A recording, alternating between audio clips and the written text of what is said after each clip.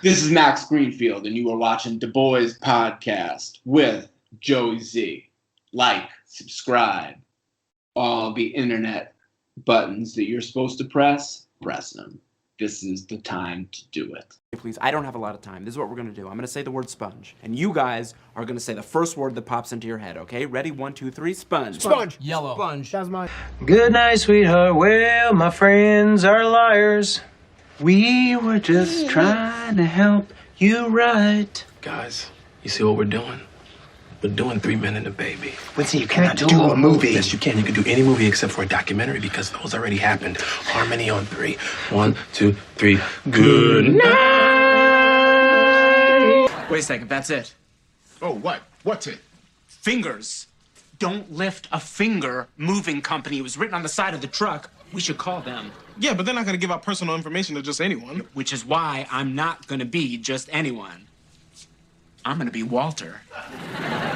Oh. So you telling us that you're going to do Black Voice?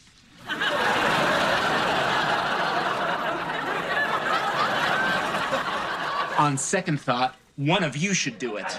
Hello, everyone, and welcome back to another episode of Du Bois Podcast. Today, I'm joined by a legendary actor. What's your name? What's my name? It's Joe's favorite actor, Topher Grace.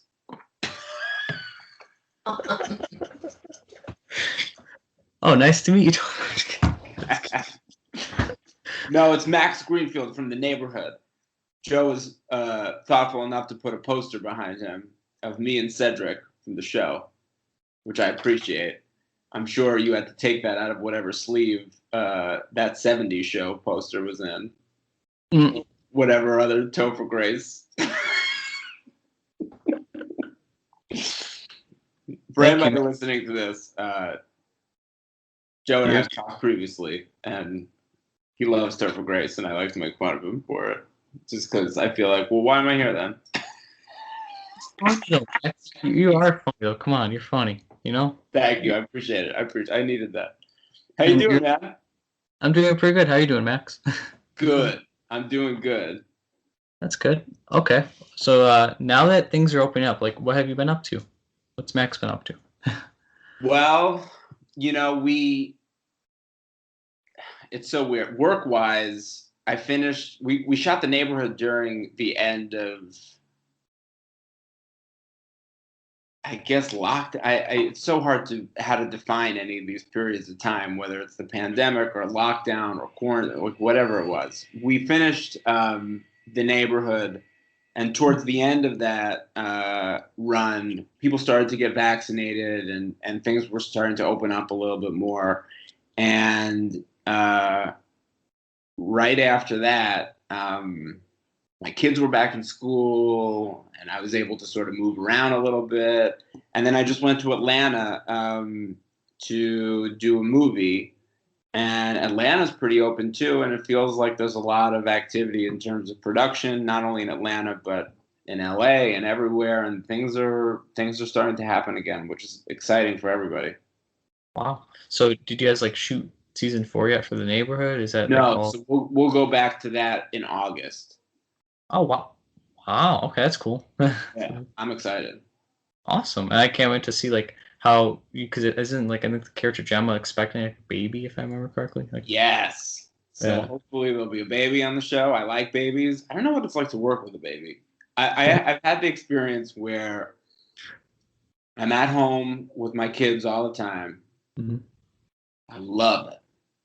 And then I'm always excited when they write in storylines or when I get a job where I play a dad and I'm like, this I understand, this I know how to do.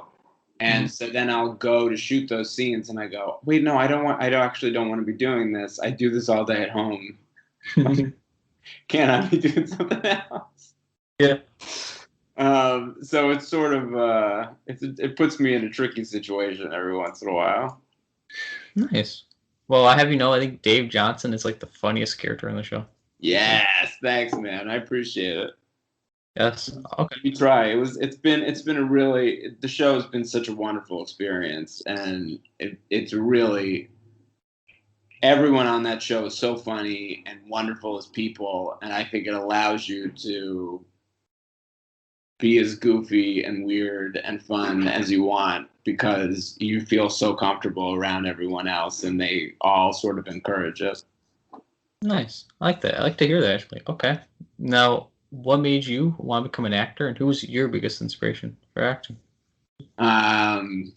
Good question. I think I'd always known that I wanted to do it,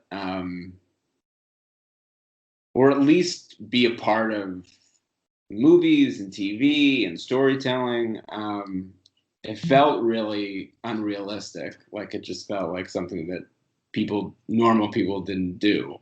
And then I moved out to Los Angeles with my family, and all of a sudden it felt a lot more real. And people were doing it in front of you, and you were like, oh, okay, well, there's the studio right there, and they shoot that there, and they do that there. And you're like, well, how do I get in that building? And so, yeah, it always felt like something I wanted to be a part of. And in terms of who I looked at as people that inspired me, or I mean, there's just so many. I find that it changes now that I've worked quite a bit. And now you're just like, these guys who I really like to work. And when you meet some of these character actors or just people who have been on shows for a long time and then gone to another show and been on that show for a long time, those kind of guys I just love. There was an actor named John Mahoney who was on he played the dad on Frasier. Okay. He's always been my favorite actor. So that's cool. I think was he also? I think if I remember correctly, that movie with John Cusack and Yes, Chicago guy. That's right. Yeah, he was the dad in Say Anything. Yeah, He's so good in that movie. see, Who were some of the people that inspired you? to do podcasts? Yeah, sure. Just to get involved and talk to interesting people. Well, a couple people you may know. One of them. You know, wait. Oh, who? Well, do you know a couple people? Elise Bowman, she's an actress, a voice actress. Anybody else? Topher Grace, Max. Topher Grace, I know. I always forget that he has a podcast. His Minor Adventures with Topher. Sorry. Yeah. Does he host that with somebody? I think he hosts this with this one guy. I forgot his name, but I think he does. I forgot the guy's name. I'm blanking the guy's. Does he interview people? Yes. Okay. And then I also like, my favorite actor though, Max Greenfield. Appreciate it. Yeah, in my opinion, he's one of the best actors of all time, Max Greenfield. So. Yeah, well, Topher hasn't asked me to be on his podcast. Joe has asked me to be on his, so you're my favorite podcast host. Thank you. I have not listened to Topher's. Thank you, Max. What is your favorite role that you've done? And yeah, what's your favorite role you've done? Well, I've been really lucky, and I've had a lot of roles that I've really loved. Incredibly lucky in that way. But there was one job that I just enjoyed more than any other job. And it was a series of unfortunate events. Oh, the book. There's a book series of that. Yeah, it was a book series, and Barry Sonnenfeld, who had directed all the Men in Black movies, he and Get Shorty, and he's incredible. And he was doing the series, and he had called me to meet me for this role in what was, I guess, the second to final. It was the final. It was complicated. It was the final book, but then I guess there was another book that came after that, which they ended up doing as a show as well. But this was sort of the end of this was the final book in the series. And so he had asked me to meet with him to play a role in that. And I didn't know much about the series. I'd never met Barry before, and I just didn't know anything. And I read the script. I thought the script was really brilliant. And I was like, well, this would be really cool. And I didn't put much on it. And then the next thing you know, he had hired me, and I was out in Vancouver with him making these shows that were just the most beautifully done perfect 2 hours of, I hardly call it television, but it was just an extraordinary experience getting put into that world and being a part of that show and everything that goes into that show in terms of the production design and the hair and makeup. And just, it really was a dream come true. You walk onto those sets and you felt like you were walking onto an attraction at Disneyland, only you were a part of the attraction. And it was just, and then you were asked to create the story. It was so cool, and it will forever be my favorite job in terms of being an actor. Wow. See, I like do like in like shows like The Neighborhood, of course, Ice Age, New Girl. Look, I've been so lucky. I love all those. This one was just totally different. I think you have like an expectation of what something might be like, and then every once in a while, or more than every once in a while, it is that. You know, you go into The Neighborhood and you go, I hope, you know, I know what this type of show is. If everybody is really great, which I sort of know, at least from their previous work, that they are, this could be a really wonderful situation. And then when it works out that way, you're like, oh, okay, well, this is the best version of what I thought this could be.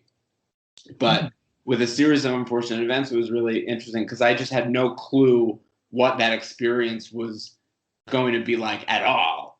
And so to then throw yourself into it and for it to exceed expectations that didn't exist in the first place, everything is just new and exciting and eye-opening, and you're learning and it's just, it was that, those I think are the experiences that are just the most wonderful. Wow. Now, can you say, like, if you don't mind, from New Girl, can you say Schmidt happens? If you don't mind. Schmidt happens. Yeah, well, Schmidt happens. Schmidt happens. Yeah. Schmidt happens. You know what happens? Schmidt happens. Schmidt happens was always like what we were going to name the spin-off, which none of us ever really discussed as the real thing. But we were always like, well, you know, when I get out of here and I go do Schmidt happens. That's like, he was like so funny in that show, like the character Schmidt, like, oh my god, he was hilarious. Well, it was wild because in the beginning, what was interesting was Jake and Zoe were like playing these two. They were the grounded part of the show, and they were supposed to be, and you know, they obviously, it was clear that they were going to be in a relationship at some point. And so in order to maintain that, in order to maintain, I guess, the foundation of that, they could never be crazy big and funny until much later. So in the beginning, it had to be like, okay, we believe in these two and these characters and them getting together, and they're going to be the heartbeat of this show. And in the beginning, it was like, okay, well, if they're the heartbeat, then we need somebody to really run the comedy on this and turn it up a little bit. And so all of the punchlines in the writing fell to me. And I was like, I guess I just have to go crazy. And so, you know, I had the luxury of getting a lot of the punchlines specifically in that first season and just, you know, really took advantage. Nice. I like that. Okay. Now, if you could pick like any role, is there a certain role you want to do, like a mystery western? Like, is there a role you want to do? Does Max? Really, really good question. I have an answer, but I want to ask you. If you could put me in any role, what would you want to see me do? I could see you in a time travel movie. I don't know why, but I could see like in a time travel movie. I like that. I like that. Although then it's going to put me in a different period, and then we got to make it a period piece, and then it's like a whole thing. Then it's a headache for production. That would be fun though, and I'll put myself in a headache for production too. I've always kind of wanted to do a Western, but like where I'm the guy in the Western where you go, he shouldn't be here. Like I'm at like City Slickers is a perfect movie for me. I love that movie. That's the type of Western I love to do. Oh, so if they like remade it, would you want to be in the remake? Oh my God. I'd Yeah. do anything. I'd do anything. I'm not good with guns. I mean, not that there were guns in City Slickers, but what most Westerns, there's guns. I've only had to carry a gun once in a show, and it was a nightmare. Mhm. It was a full nightmare. But I could see it though, like with the time travel. Like if you want to, I got you in the future. I'm gonna cast you, okay, man? So like Back to the Future kind of movie? Yeah, I can see that. Cool. I can see that for you. I would like that a lot. What period of time would I go back to? Well, my favorite decade's the 80s, maybe the 80s. Really? What do you like about the 80s? The movies, the music, TV. What are your favorite 80s movies? Movies, I like Back to the Future, of course. The Breakfast Club. You know, The Breakfast Club. I like Breakfast Club. I like a whole bunch of 80s movies. I like, do you know Teen Wolf from Michael J. Fox? Yeah. Yeah. These are all the movies I grew up with. Yeah. And then it's cool to know that, like, because you're young. What are you, 20? 19.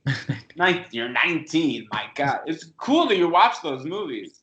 You know, you never know. I mean, I'm 20 years older. I could be your dad, man. I'm 20 plus years older than you. And the fact that you like love those movies is very cool. Those are the movies I grew up with, and I loved. And probably to answer your question earlier, like the reason why I wanted to be a part of all these, be an actor and be a part of the storytelling process, especially from those. It was probably from those kind of movies. Goonies. Oh yeah, Goonies Never Say Die. But they never say that. I love that movie. But yeah, that whole time period was so much fun, and that group of actors were wonderful. Do you like the Karate Kid? With Mach? Love the Karate Kid. Do you watch the new show? Cobra Kai? Yeah. Yeah, I watch it. Yeah. I haven't seen it. I hear it's great though. I like the original better though, if that makes sense. Like I like Karate Kid more than the nowadays stuff. Oh man, it's just me. I don't know. I get it. I love it. I loved Karate Kid. All those movies were so good. There's a movie called Head of the Class. Love it. Oh, I know that movie. I know you're talking. No, I'm not Head of Class. Back to School. Oh, Back to School. Okay. Is that Rodney Dangerfield? Yeah. I was Oh my God! I would have loved. And you know who's in it too? A young Robert Downey Jr. plays the roommate to Rodney Dangerfield's son. He's like the wild roommate, and he's so good.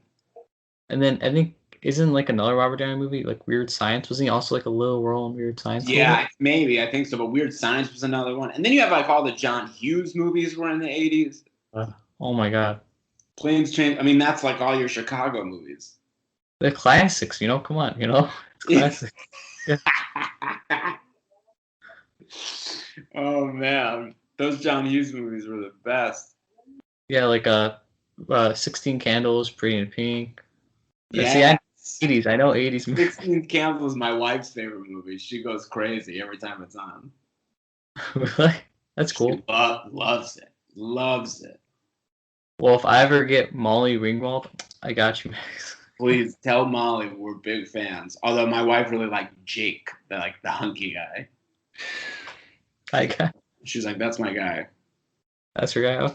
Okay. every once in a while, she'll like crop a picture of me and put it next to a picture of Jake and be like, kinda, sort of like enough. She's like, if you don't open your mouth, maybe. Or like the Tom Cruise movies, like how you say in The Neighborhood, you say you. Yeah. There was that one episode we did where it was like all Tom Cruise stuff. That was fun. Yeah, or I like Risky Business. That's another good one. Risky Business. Risky Business was the best. There's a great actor in Risky Business, Curtis Armstrong. Oh, he was in Revenge of the Nerds. Yes.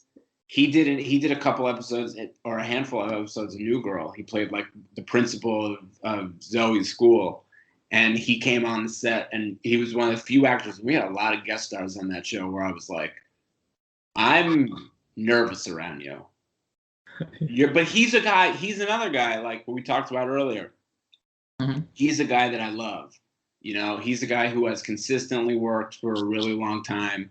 and is always just really great, man. He always commits, and he is just a scene stealer and in the best way possible. And you're like, man, he is just great to have around, and continuously just makes things funny and exciting and wonderful. He'd be cool again. He's a good actor, I think, too. Yeah.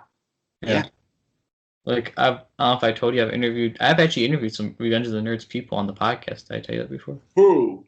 I've interviewed, do you know Wormser, the little kid nerd?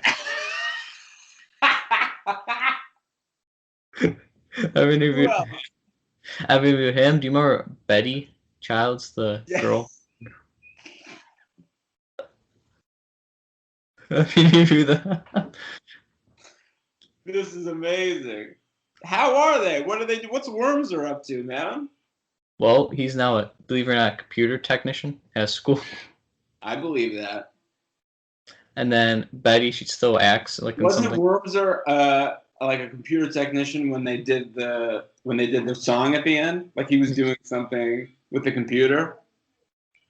You got it.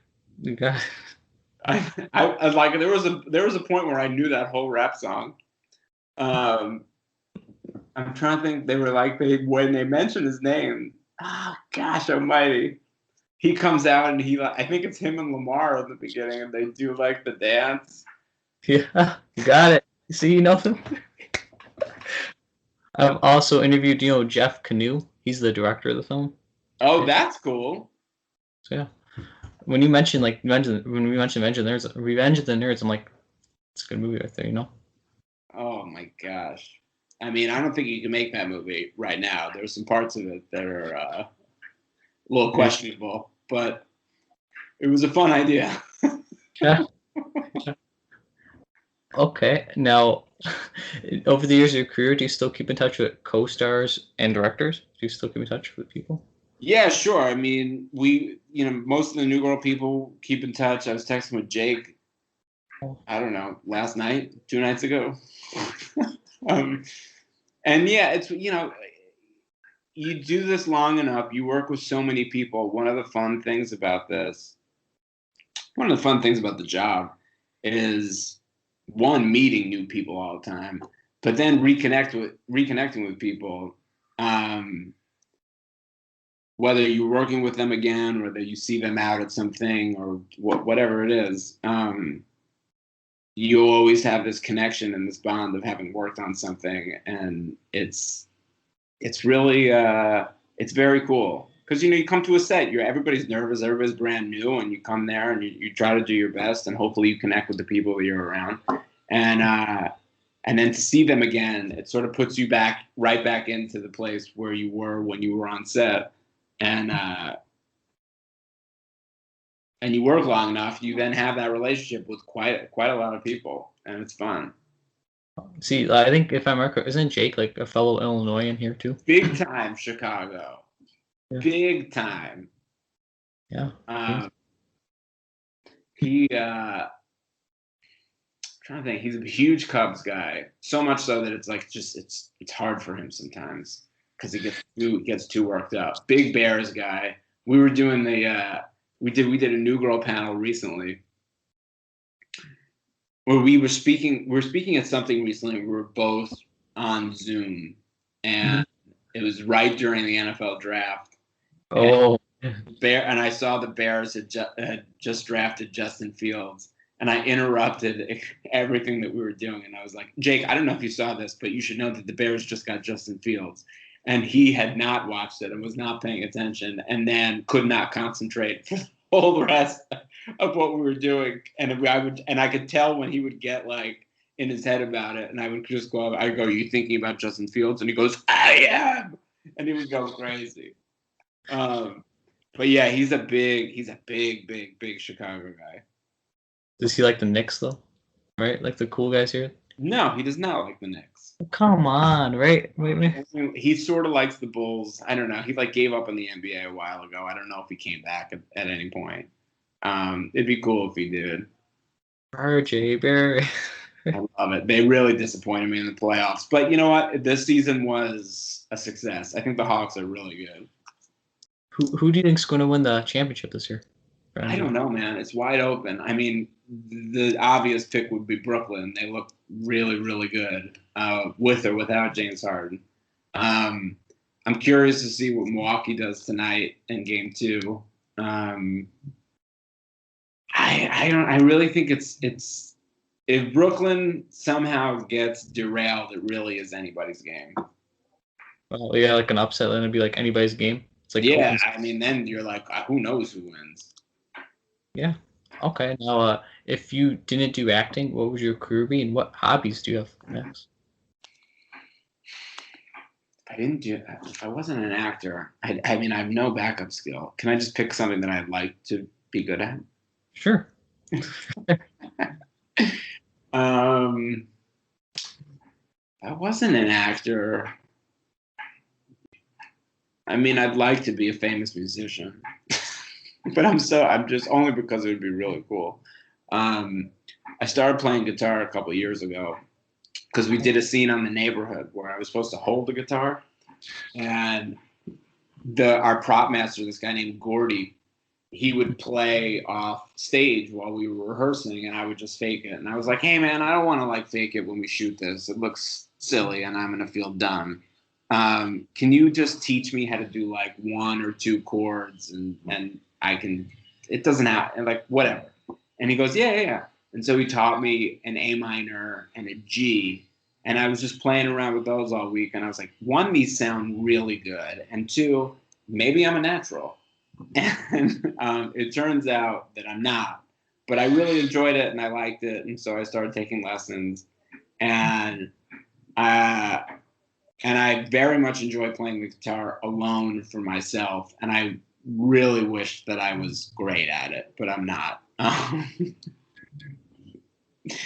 There's some people where you tell, like, at some point something clicks in and they just understand how the guitar works. And 3 years in, I'm still not quite there yet. But I know a couple chords and I make them sound really good. So if I could, I don't know, that's sort of the hobby. If I had another job, if I had to do another job,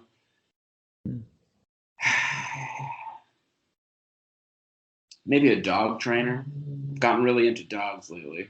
I was telling you, we adopted a dog over the pandemic, and when we were locked down, and his name is Joe, and he's been great, and my daughter loves him, and now I love every dog I meet.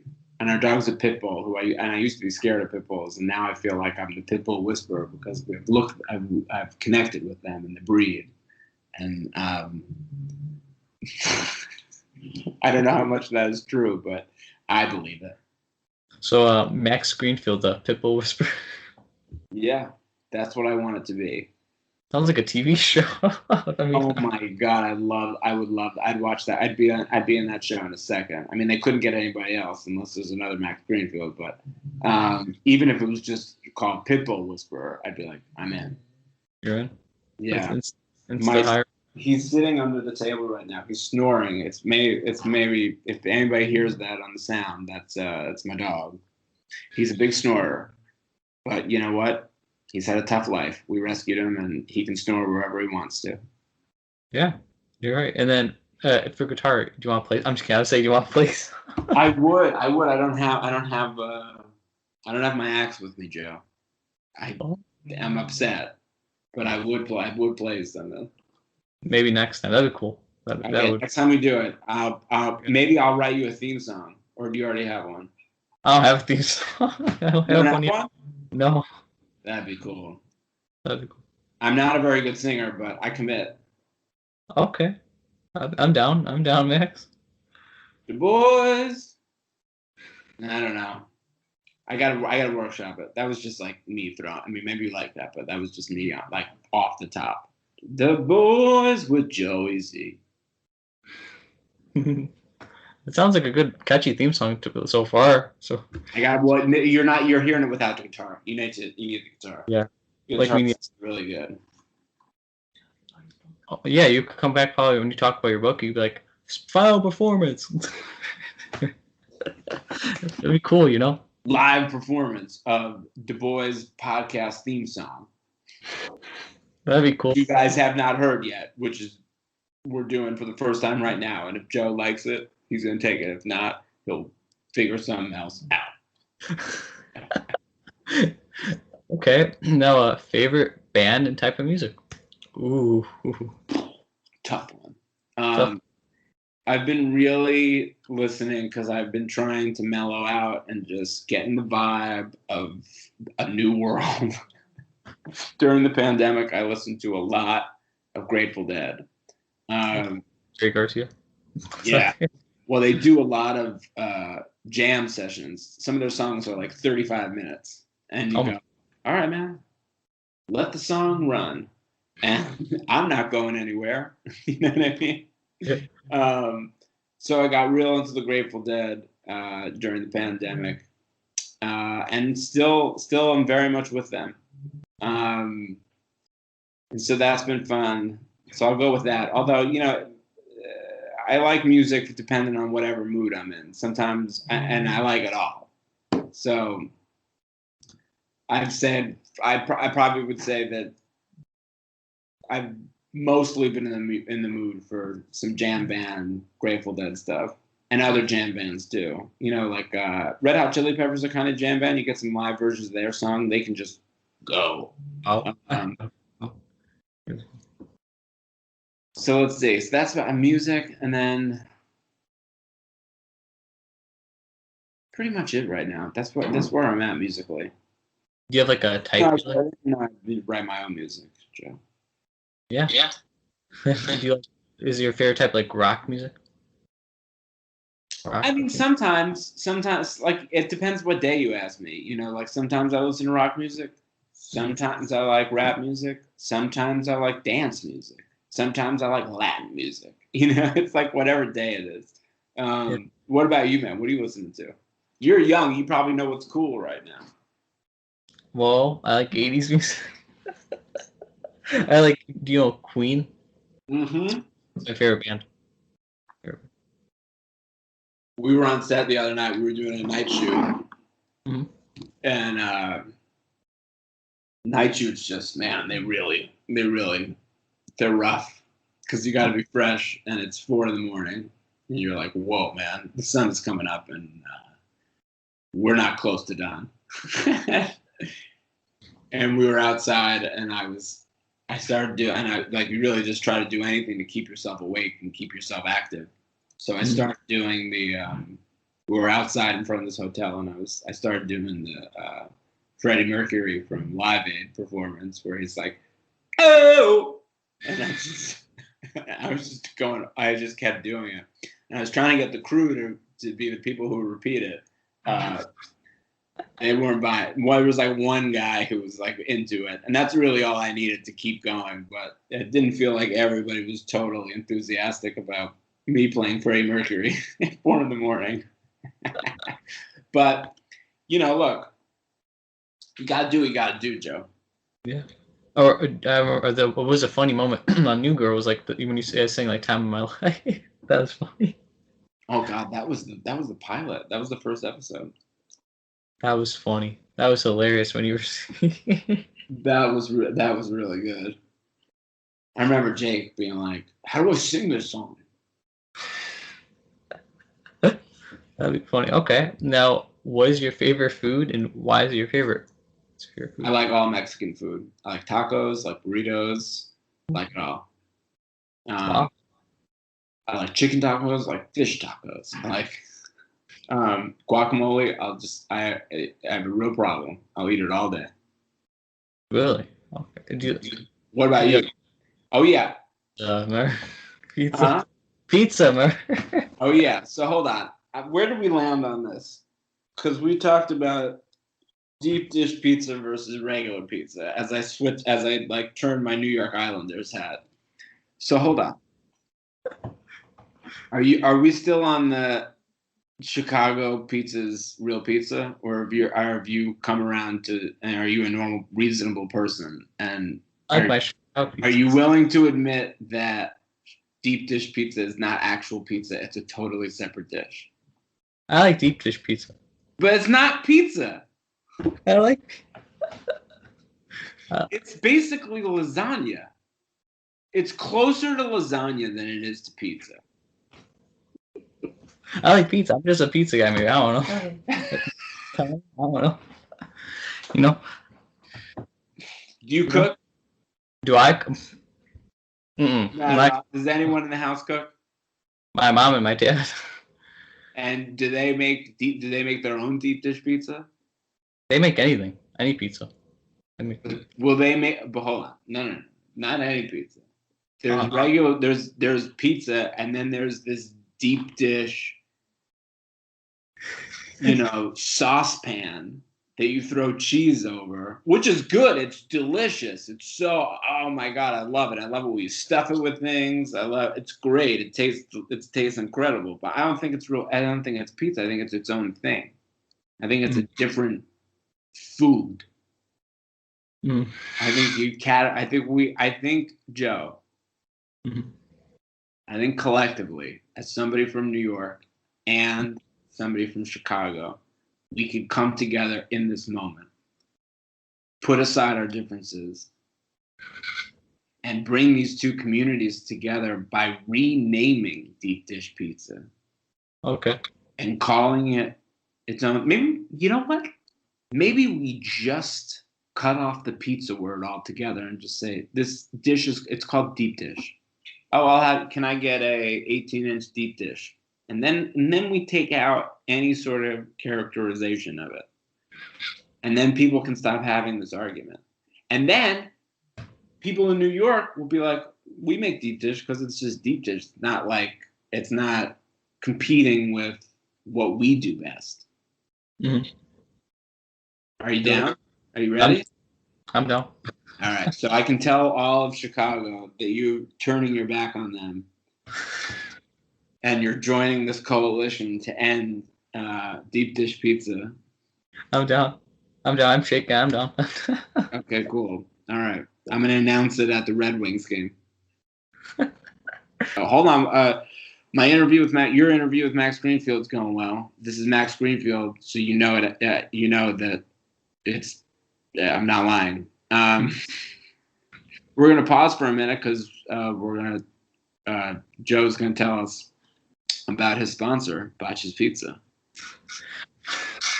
This video is brought to you by Botch's Pizza. With my amazing guest Max here. We like pizza, right, Max? We like pizza. We like all kinds of pizza. We like regular pizza. We also like deep dish, which we're not really sure is pizza, but for the sake of this, we're going to say it's pizza because it's Botch's and we love them and they do everything the best. That's actually perfect. And it's like... Keep going. End it up. We need a finisher. Okay. Get these slices today and make sure to stay awesome. Get these slices. Oh, yeah. Isn't there a special deal at Botch's? Don't they do the 20-inch slices? Yeah. How does it go? 20-inch slices for $4.99 or $5. Oh man! When you go to Botch's, it's incredible. 20-inch slices, $4.99.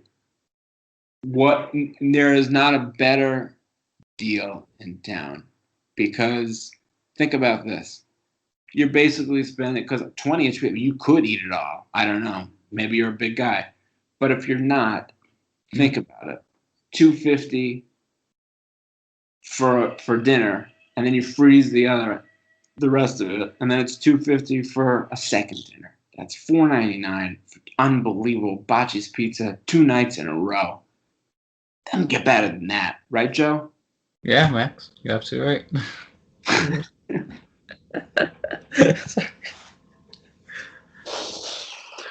Man, I'm telling you, if Botch's doesn't get on board right away, I don't know who's running their company over there. Yeah, man. Making real mistakes. It's really good though. I bet you like because they're big slices. They're not deep dish slices. They're just regular, pizza slices. Do you like them? I don't know. I'm gonna look them up after this. But for the sake of this, they're my favorite pizza on planet Earth. Been there every time I go to Chicago. I go straight. I say The plane lands. I get in the car and I say, "Take me to Bocce's." And then when I get there, I go, "Here's $4.99." I've counted out all the pennies, and I say, "Give me my 20 inches." That sounds good right now. The food. I'm hungry now. Pizza.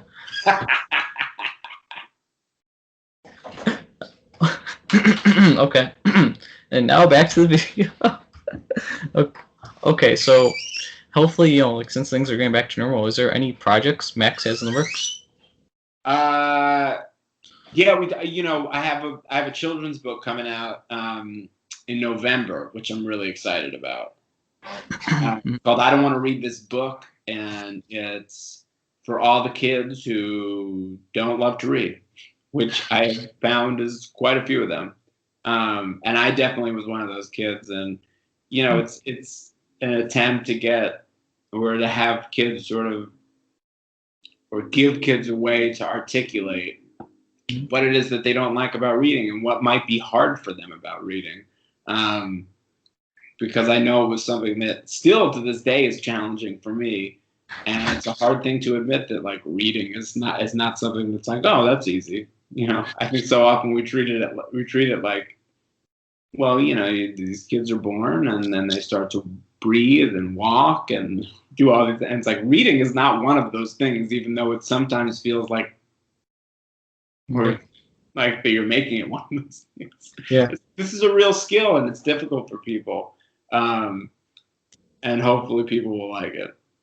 Yes. That'd be really cool, and then maybe if you wanted to, like in the future, like closer to the book's release, I think is in November, I want to say your book's release. Yeah. Maybe if you wanted to, like I could do like a part, if you want to, a part 2, we could do like, we talk about the book. Yes. Maybe we could do a read along. That'd be cool, I need Bocce's Pizza to sponsor it. And then I wish too bad I had like the book, because maybe I could like put it as a background thing too then, right? Totally. We'll have the book. I don't even have a copy of the book yet. It hasn't been. I don't think it's been fully made yet. But we have had it be like this. This reading of "I Don't Want to Read This Book" is brought to you by Bocce's Pizza. $4.99, 20-inch slices. Best pizza in Chicago, Illinois. Have a great day. Again, "I Don't Want to Read This Book," brought to you by Bocce's Pizza. I don't want to read this book by Matt. I mean, it's great. Yeah. And then, like, I don't know if I told you too, I actually had on an author on the podcast. Did I tell you that before, Max? Yeah, you told me. That's cool, man. Jeff Kinney. Like, he's the author of the Diary of a Wimpy Kid book series and all that. I love those books. My daughter loves those books, too. They're really good. Oh, yeah. You told me to remember DM him telling him you and your kids like the book. What, did he write you back? What did he say? I got you, Max. It's loading. Sorry, Max. To keep up the wait. Take your time. This is part of technology. Okay, it's loading. Come on, Okay, here we go. Oh, come on. Okay. Let me see. That's my message. Okay, you wrote a nice message. Thanks, Joe. Great to hear. Yes. There you go. Now I'm on his radar, man. I got you. He actually told me too, like beforehand, like when I interviewed him, like his favorite shows. He actually loved New Girl. That was your work, Max. Would you say? Sorry. I have to work with this guy. Clearly, where there's a connection. That you should be a producer, Joe. Maybe you could just connecting people. I got you, Max. Making me all these different people connections. That's all producers do. They just connect a bunch of people. I got you. Okay. What is your acting advice for people that want to go into acting? What's Max's advice? What's my advice for people that want to go into acting? Just to really treat it like, I mean, this is not to say don't take it seriously, but to treat it, if you love doing it, knowing that you're only going to be doing it when you're doing it. And the way to bring yourself to the work and to bring yourself to a role is to live your life and then experience things in your life and to take those experiences and put them into your acting. And I find so many people think that they have to just give themselves over to being an actor, and I'm going to do everything I can, and I'm going to dedicate my life to it. And it's like, well, hold on. Well, you're not living a life unless. I mean, I just feel like it's something that it's not. It really isn't something that's all encompassing. It is something that you're doing when you're doing it, and if you know how to do it, obviously that's a good thing. But I'm a person who learned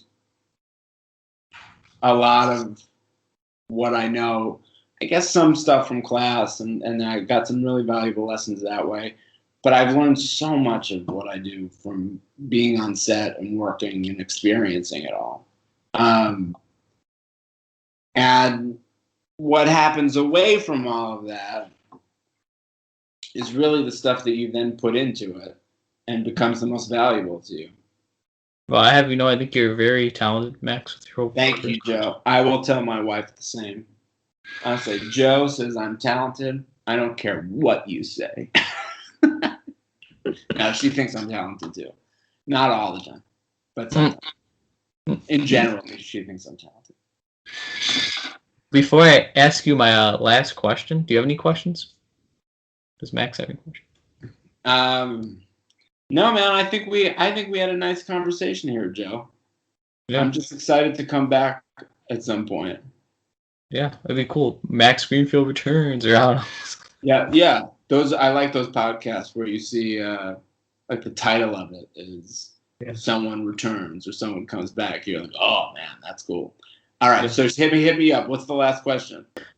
Is there anything you want to promote and shout out? Yes. Thank you for asking. I want to promote and shout out. I guess we already got Botch's Pizza. I don't think we need to shout out Topher's podcast, but I definitely want to shout out Du Bois podcast. And then, do you want me to also link down your Twitter, Instagram, social media, like to help you out? You know. Sure, man. Yeah. Yeah. And then, any shows or anything coming up for you, or anything? Not that I know of. Not that you know. No, man, we're going back to the neighborhood, which will be exciting. We go back in August. That will come out, I'm sure, in the fall. Yeah, I just finished up a movie called The Ballet for Hulu, which will be exciting. Hopefully they'll cut me out of it. Everything's all good, man. Awesome.